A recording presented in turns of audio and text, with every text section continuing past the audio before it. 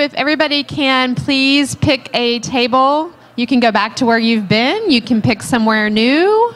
But you have 30 seconds to have yourself in a seat, please. You guys ready to go up? Yeah.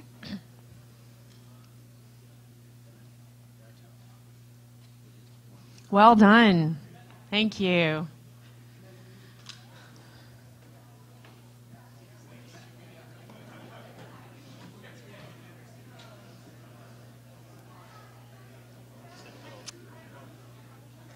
Okay.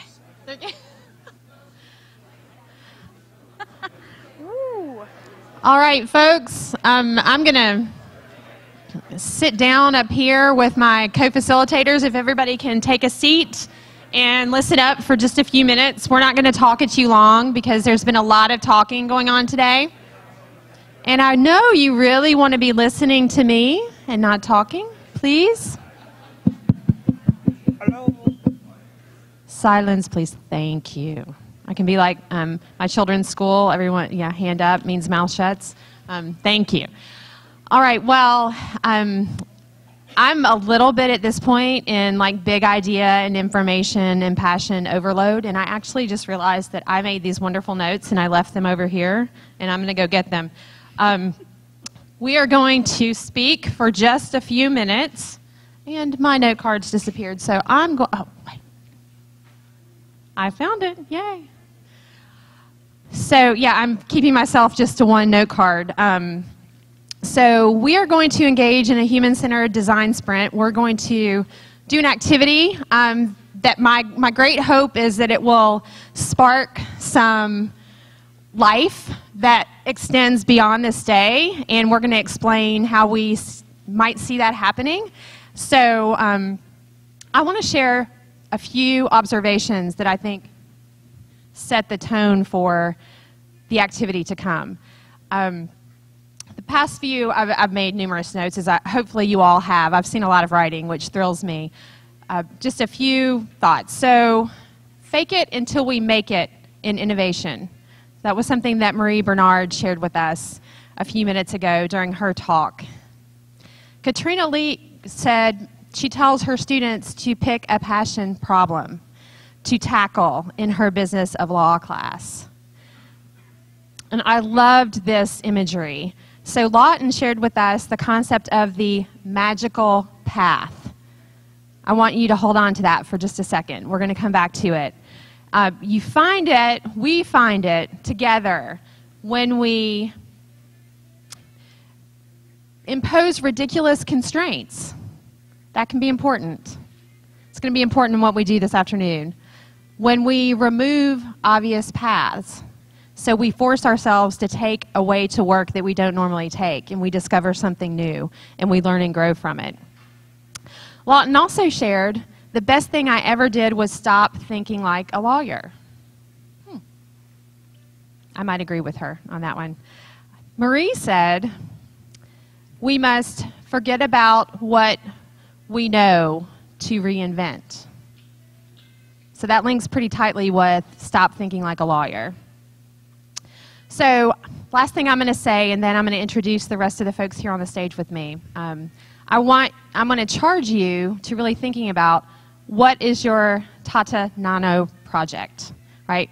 Marie shared the story about how they completely reinvented the process of making a car in order to create this car with incredible constraints, but it's something new. It's just not a dumbed-down, cheaped-down version of what used to be. It's something brand new. So my hope is that by the end of the afternoon, every one of these teams is going to have created their own Tata Nano. So keep that in mind.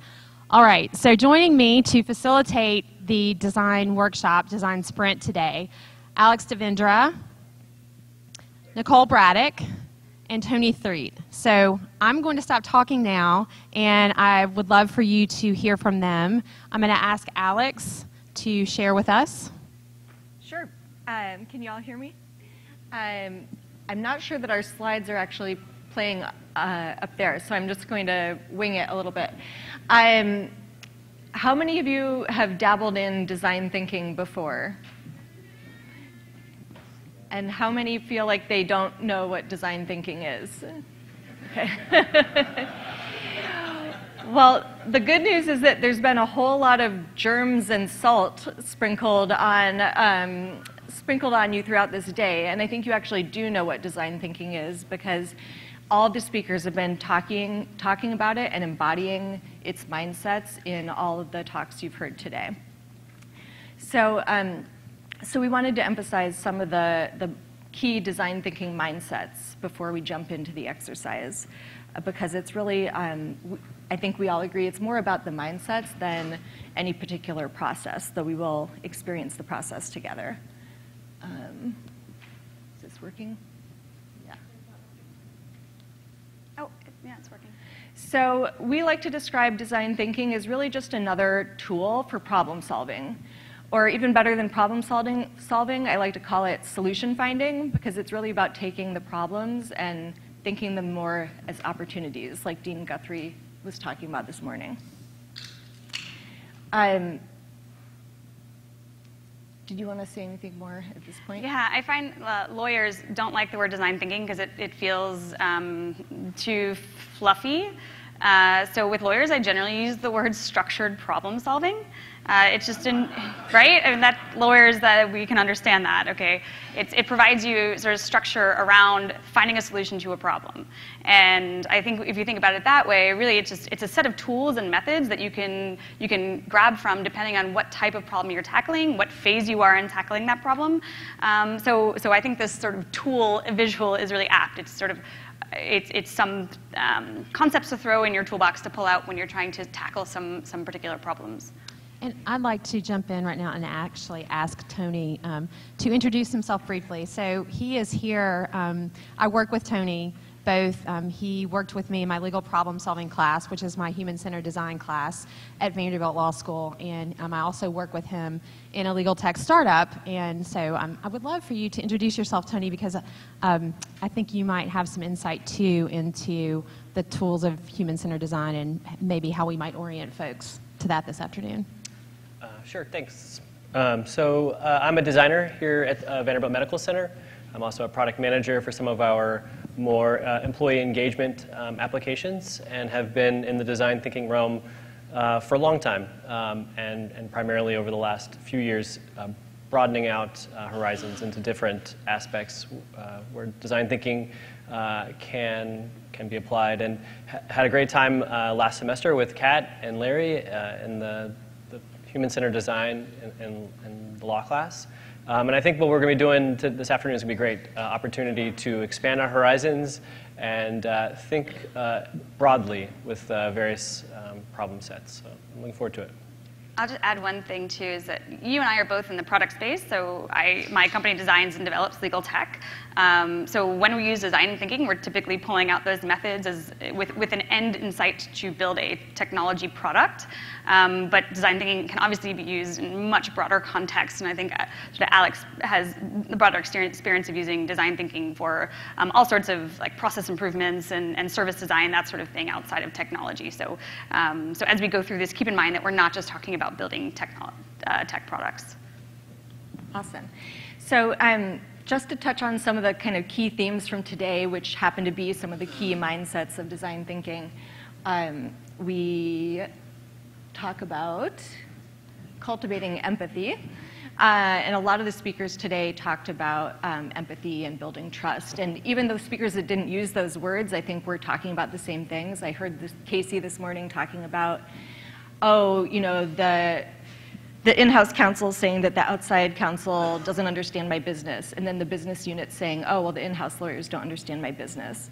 Well, what does it mean to really understand something from someone else's perspective? It takes this cultivation of empathy to really get inside someone else's shoes and experience it from their perspective. And how do you do that? Well, one of the ways is by simply asking questions and being curious. And this touches on what Lawton was saying about how we need to start questioning some of the answers and just kind of not being such rule followers. Sorry, there's a lag here. Well, and I wanted to add on the, Oh, yeah. on the be curious, there has also been an emphasis today on listening. I heard a number of speakers talk about listening, so asking really good questions and listening. And so that's all tied into the mindset when you're going into a human-centered design activity. And one thing I'll say with a lot of experience building products with lawyers is that we like to think that we know all of the things. And I think one thing to keep in mind is that you may know your clients at some level, but if you really knew what they wanted and needed, we wouldn't need these conferences. So it's not about you, like you have not experienced everything. You may know things about the people you're building for or the people you're trying to solve a problem for, but you're not them and you've not had their experience. And I think it's hard as lawyers for us to remember that. And I see it happen all the time with people who are building products for whoever their users are. They're like, oh, well, I know they want X, Y, and Z, or I know this is a requirement. And actually, usually it's probably not. So it's all about going out and really understanding from them what they need and what their problems are. Another key mindset is to embrace constraints. I think this is one of designers' favorite mantras, and that includes the time constraints that we're going to put on you this afternoon. We're going to ask you to do a lot in a very short amount of time, but you just kind of have to roll with it and accept that that's one of the constraints you're under today. Another constraint might be that we're all extremely tired at the end of a long, exciting day. Who is feeling a little fatigue at this point? So that's another constraint we're working under, and even just saying that out loud and acknowledging it can help us to work with that. I think Marie's example of Tata is the best possible example of embracing constraints, yeah. Because that company was forced to innovate with this constraint of like, this is the price point we need. Go figure out how to do that, and that brings joy to my life. And Dean Guthrie kicked it off this morning by identifying 5 constraints he saw to law school innovation, and then he reframed those as 5 opportunities. So that's exactly what we're here to do, is to take those constraints and embrace them and work with them and make it an opportunity. And again, I remember Lawton had a great slide about the ridiculous constraints and how by removing the status quo as even being an option, we exercise that creativity and come up with solutions we wouldn't have otherwise thought of. And then collaborating with diverse groups. Again, another theme that a lot of people have touched on today, just the richness of the cognitive diversity. Elizabeth talked about getting away from other law students and talking to other people. Dean Guthrie was talking about embracing interdisciplinary approaches. Teresa was talking about that football example and how that wouldn't have happened if they hadn't used kind of not your usual players as part of the play. And so I have to chime in. Mm-hmm. My favorite current line of research is research into cognitive diversity. And so it is becoming more and more apparent, proven scientifically, that when you get a cognitively diverse group of people together, you reach a better solution more quickly.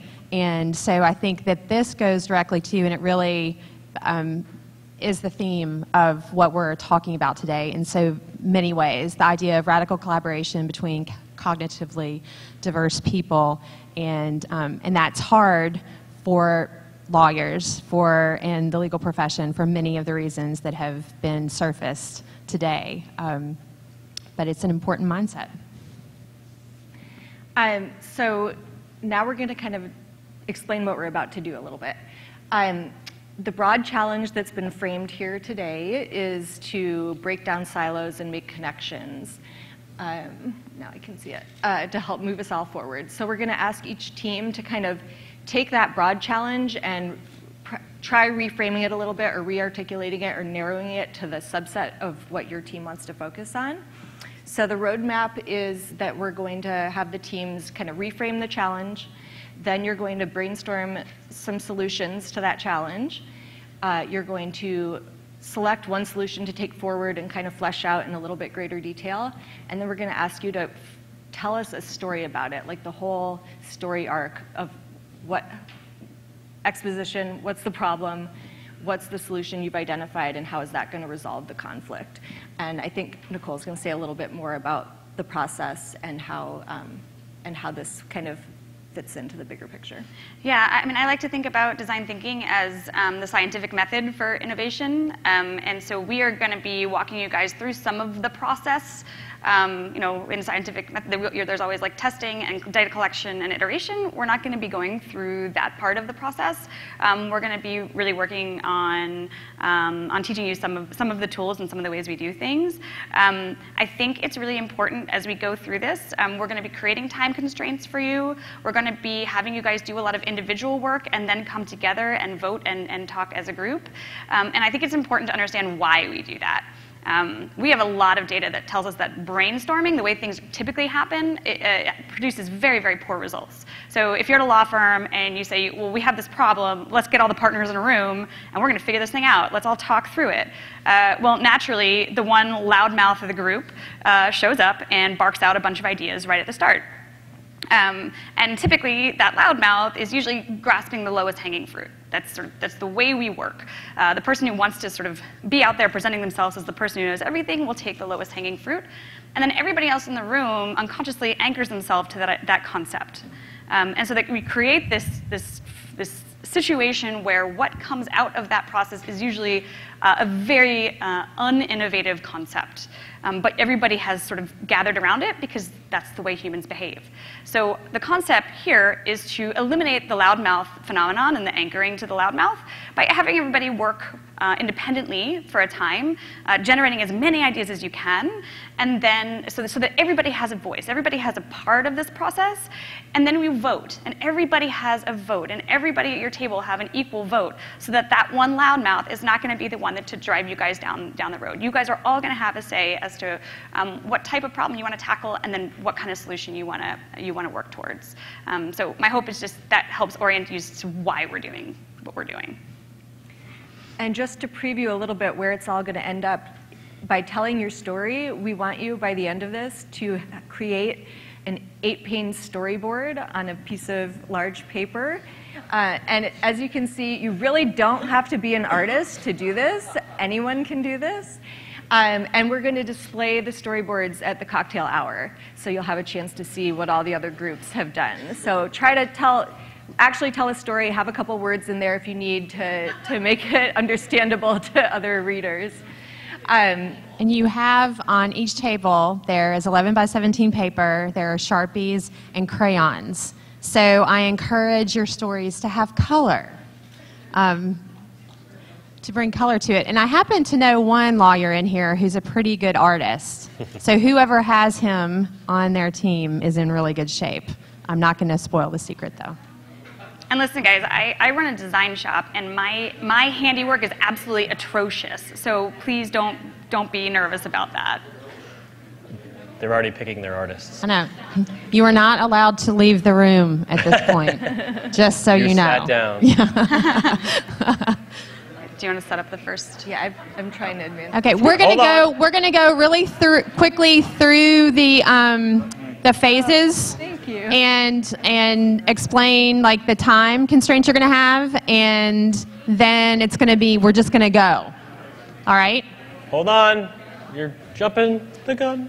Okay, everybody up, hands up, hand up, mouth closed. Hand up, mouth closed. Okay, everybody with us? All right, okay.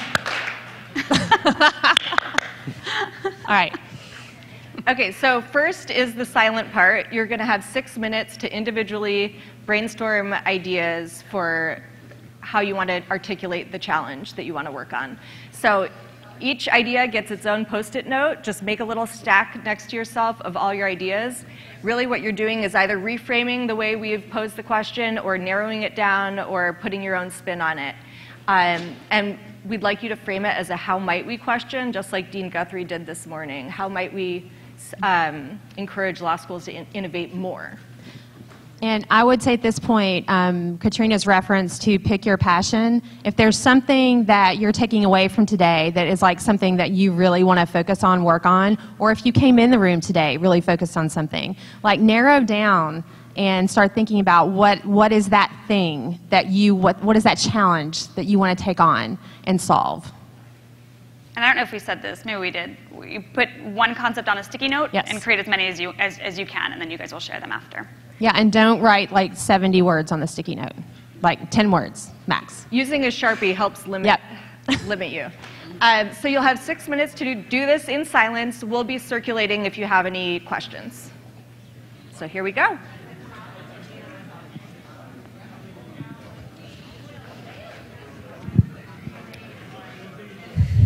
they going to turn our mics off? I don't know. Oh, no. Hot mic.